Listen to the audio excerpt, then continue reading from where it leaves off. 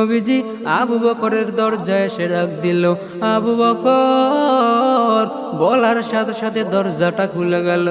নবী ডাক দিয়া বলে, আবু বকর আপনি কি ঘুমান নাই?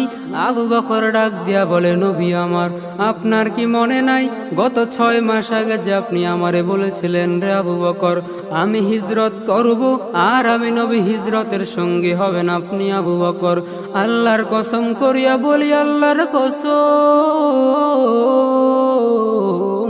ওই দিনের পর থেকে আমি আবু বকর একটা মুহূর্তের জন্য বিছানাতে পিঠ লাগাই নাই।